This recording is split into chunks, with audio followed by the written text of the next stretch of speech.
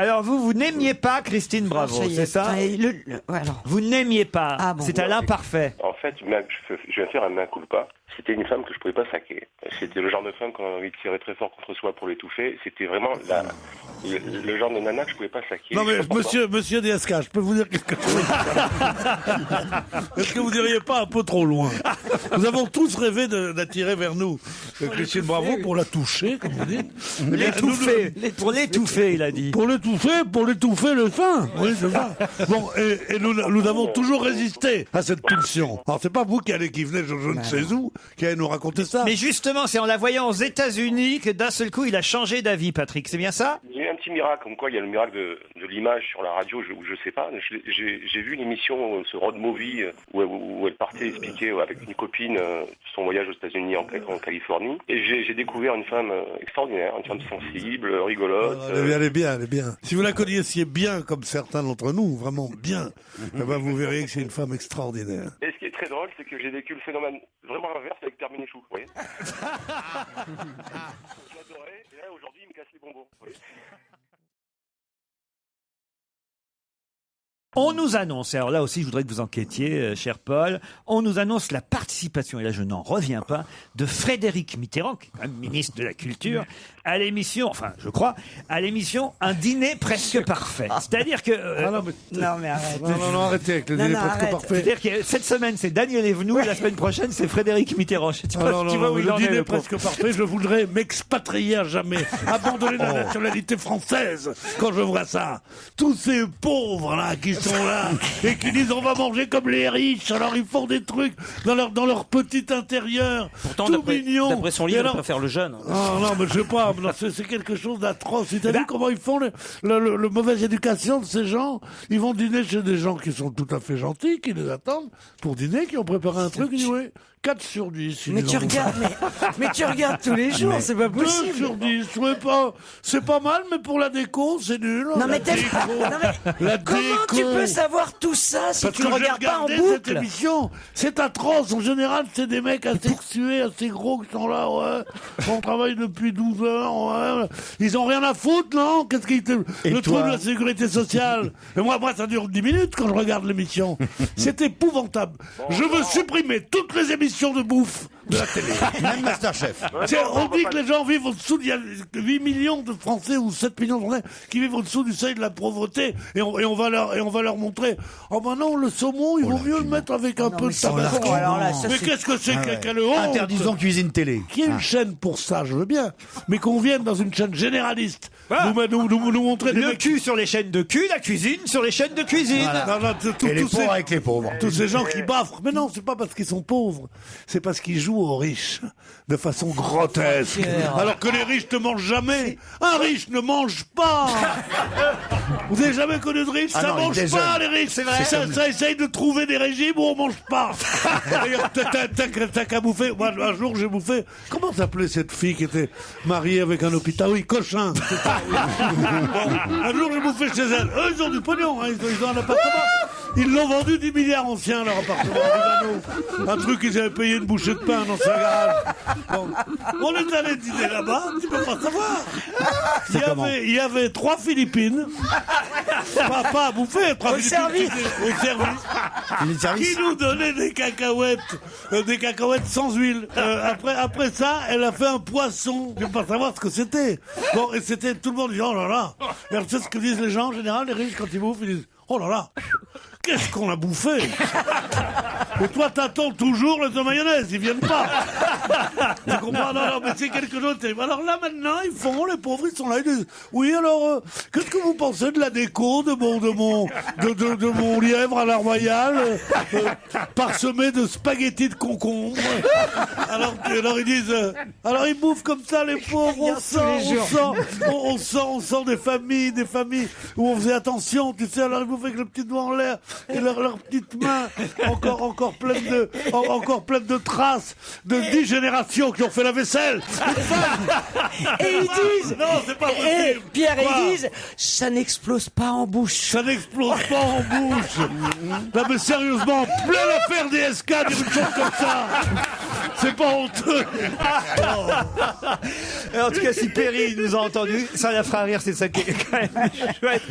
Eh bien, je vous annonce, cher Pierre, que malgré tout ce que vous venez de nous dire, Frédéric Mitterrand, m'étonne pas. le ministre de la Culture, va profiter de la journée de la gastronomie pour convier les candidats d'un dîner presque parfait à un repas préparé par ses soins. Vous vous rendez Oui, compte, mais après, il de doit- la cuisine taille uniquement. Mais le grand responsable de tout ça, c'est Jacques Lang. Qu'est-ce qu'il a fait ? Il a créé le mot créateur. Alors, les coiffeurs et les cuisiniers, c'est les créateurs. Moi, les créateurs, quand on me disait, est-ce que Rimbaud est un créateur, je disais peut-être. Est-ce que Picasso est un créateur ? Peut-être. Enfin, le créateur, c'est quand même Dieu. Non, lui, il dit alors, vous avez une étoile Michelin, rue Pasquier. Alors, un créateur comme vous, maintenant, ce sont des créateurs, les gens. Oui, parce que la cuisine française va être inscrite au patrimoine immatériel. Et la coiffure. Alors, je suis désolé, Monsieur coiffure. Desange, c'est un créateur. Ouais, c'est un créateur d'oseille, mais c'est pas vrai. Non, enfin, vraiment, Bon, en tout cas, sincèrement. Paul, vous êtes toujours là ? Ah ouais, je suis toujours là. Ouais, Bon, ouais, je voudrais savoir si c'est vrai cette histoire de Frédéric Mitterrand et pourquoi il est embarqué dans cette galère. Jusque quand Frédéric Mitterrand avait ses cinémas dans le 14e arrondissement, il avait un restaurant aussi.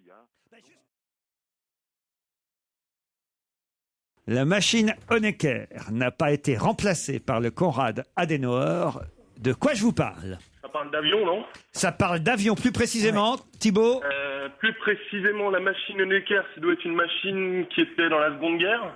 Non, c'est pas ça. Alors, Honecker, vous savez qui était Honecker, quand même. Honecker, oui, c'est un Angela Allemand. Merkel ne supporte pas l'Airbus A340. Allez-y, expliquez, Marine. Alors, donc, la chancelière doit prendre l'Airbus A340 et en fait, ne supporte pas... Quoi? Elle est en train de lire l'article. Elle est en train de découvrir ce qu'elle lit. Hein. C'est un peu, Tout à fait, tout c'est un à peu la fait. Laurence Ferrari d'Europe 1 aujourd'hui. Hein. Ne décolère pas contre son nouvel Airbus A340. Ouais. Mais pourquoi? Parce que... Allez-y, Thibaut, vous pouvez la coincer. Elle va devoir continuer à voler parce qu'elle ne supporte pas. Elle doit continuer à voler dans son A310 parce qu'elle ne supporte pas son A340. Ah oui, bah ça, elle l'a dit. pourquoi Ouais. Et pourquoi? Ah, merci. Et pourquoi? Parce que... Parce qu'elle a peut-être le mal Non. de l'air. Non, mais non. N'oubliez pas que la chancelière allemande vient de l'Allemagne de l'Est. Ah, parce qu'en fait, c'est un avion français, l'Airbus. Non. Honecker était le prédécesseur de Walter Ulbricht. Quelle culture. Et qui était le chef communiste de l'Allemagne de l'Est. C'est un Moi, je homme crois de qu'on Moscou. va accorder la bonne réponse à personne. Ouais. Bonaldi. Parce qu'il est toujours en panne. Elle a un avion Mais comme... pourquoi ça s'appelle Honecker et l'autre Adenauer? Bah, c'est le nom qu'on a donné aux avions, ils ont des noms. C'est un A310, un A340. Elle avait un avion qui était formidable, elle arrive toujours en retard. Ça la Alors, fout c'est- mal alors- pour les Allemands qui sont la ponctualité même. Ah oui, ça, Une non, fois- c'est vrai. Non, écoute, moi, je suis pas pour tout ce qu'on fait les Allemands pendant la guerre, mais ils étaient ponctuels, hein, ça. Attention, Pierre Bénichou, radote. Radote. Ah non, peut-être vous nous referez un truc sur la dernière guerre, Pierre. C'est plus possible.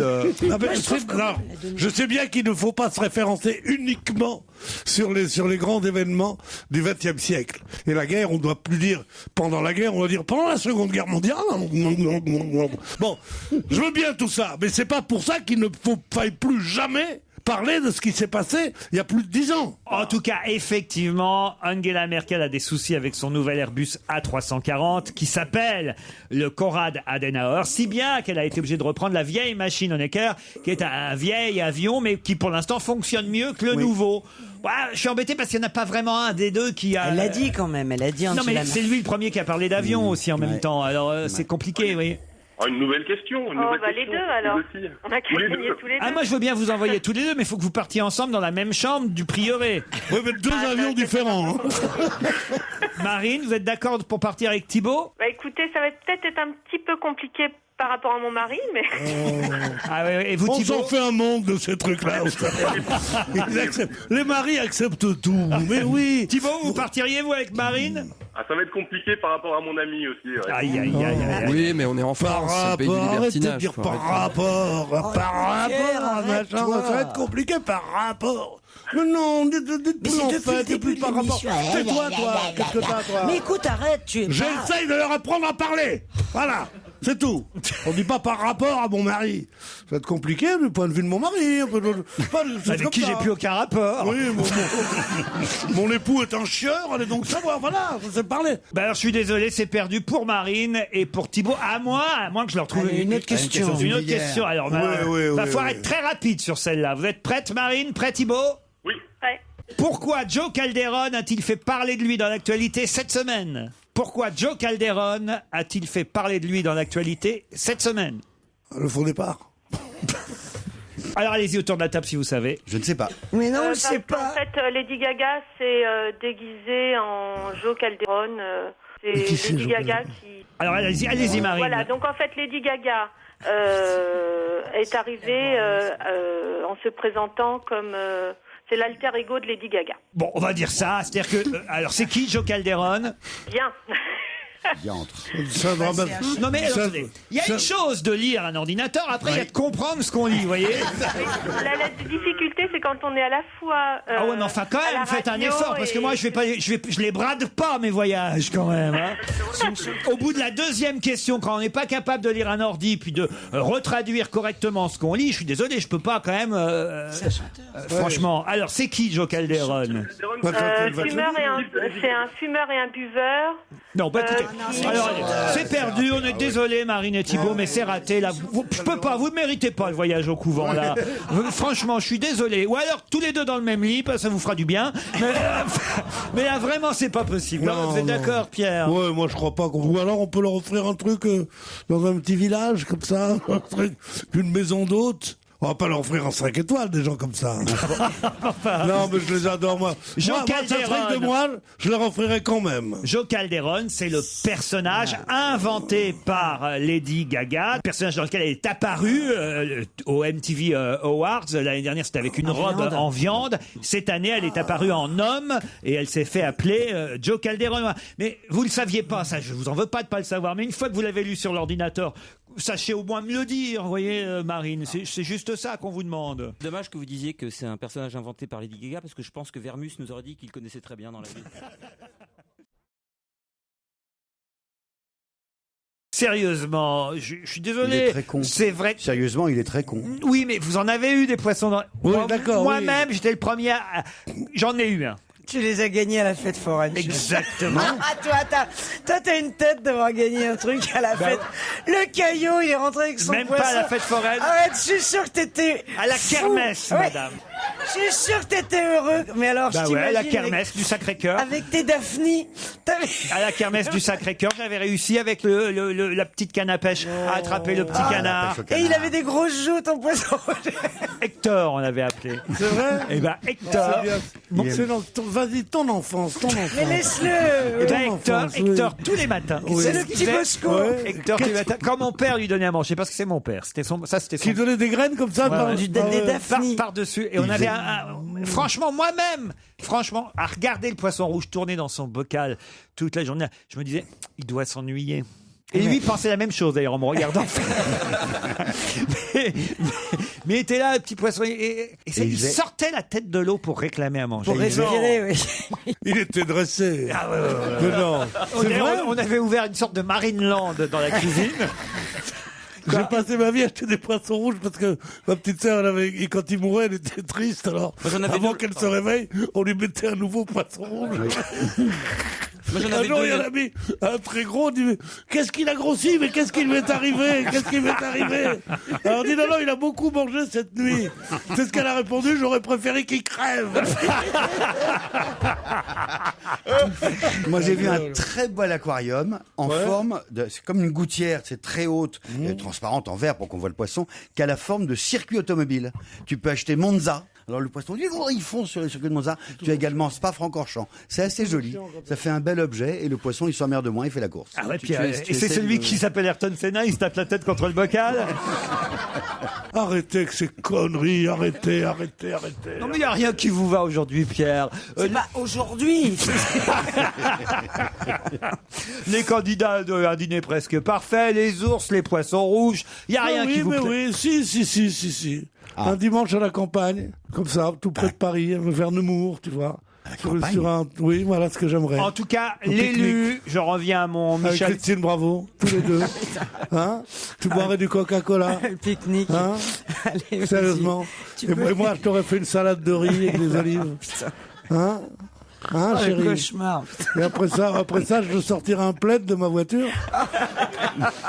tu sais, On faisait ça, on faisait tu ça. sais, ma Dina Prand.